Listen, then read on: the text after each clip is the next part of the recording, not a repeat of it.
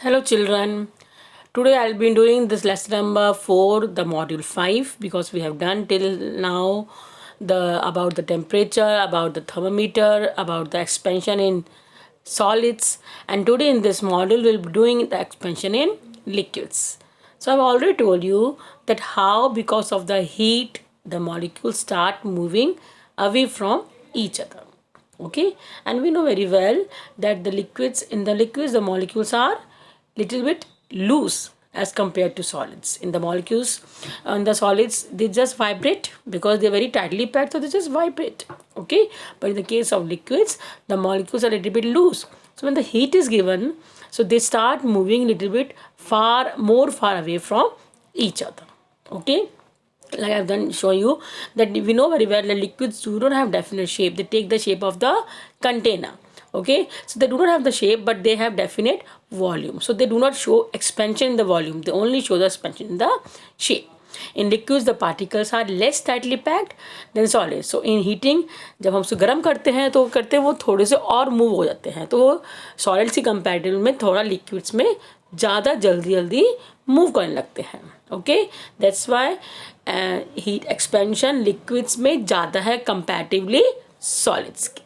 Okay, अब इसके क्या फ़ायदे हैं आपने देखा होगा, मैंने पहले ही बताया आपको कि थर्मोमीटर के अंदर क्या होता है, मरकरी.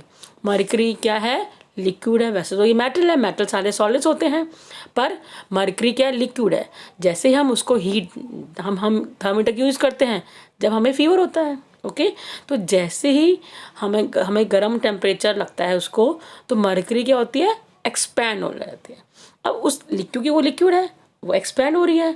ओके, तो उस एक्सपेंशन की वजह से हमें हमें क्या दिखता है, हमको हमारा टेम्परेचर कि हमें फीवर है या नहीं है. Okay, that's why written here. When a clinical thermometer is kept in contact with a hot body, the mercury inside it expands and rises, and we can know our temperature. Okay, ना अब आपने देखा होगा कि मामा कहती है दूध उबलने वाला है जल्दी से बंद कर दो, है ना. तो दूध क्यों उबलता है, again what is milk, milk is liquid and we know liquid expands on heating. Okay, तभी देखा होगा अगर दूध बिल्कुल ऊपर तक है, बर्तन के ऊपर तक, और जैसे ही वो उबलेगा तो वो बाहर गिर जाएगा. ओके, पर इसलिए हम मोस्टली दूध का बर्तन वो यूज़ करते हैं जो पूरा भरा ना हो, नीचे हल्का सा कम हो, कि अगर वो एक्सपैंड भी हो तो वो ऊपर तक आए और बाहर गिरने से अवॉइड हो जाए. पर फिर भी अगर हम ध्यान नहीं देते तो वो क्या होता है, गिर जाता है. Okay, that's why while heating liquid such as milk they overflow. So the containers are not filled with up to the brim. Brim मतलब ऊपर उसकी सतह तक. The empty part of the container gives free space for the liquid to expand. इसलिए हमेशा ध्यान रखना कि जब भी हम किसी लिक्विड स्पेशली मिल्क को गर्म करते हैं तो उसका कंटेनर ऊपर तक भरा नहीं होना चाहिए. उसका कंटेनर हमेशा लिक्विड की कंपैरेटिवली थोड़ा बड़ा होना चाहिए जिससे कि वो एक्सपैंड हो तो वो गिरे ना. ओके, अब गैसेस में क्या होता है, गैसेस में मॉलिक्यूल्स और भी दूर होते हैं, तो जब हम उसको हीट अप्लाई करेंगे तो उसके गैसेस के मॉलिक्यूल्स और भी दूर दूर मूव करेंगे. जैसे आप देखो, आप परफ्यूम लगाते हो, परफ्यूम आपने लगाई है, स्मेल किसी और को आती है. Okay, why, because the molecules of gases are very very very far from each other. और अगर वो हवा चल रही होती है तो आपको और भी अच्छी स्मेल आती है. Okay, because they expand on heating. Okay, so that's why maximum expansion is in the gases. सबसे ज़्यादा एक्सपेंशन किस में होता है, गैस में, फिर लिक्विड्स में और फिर सॉलिड्स में. Okay, so gases have no definite shape but have definite volume in an enclosed vessel.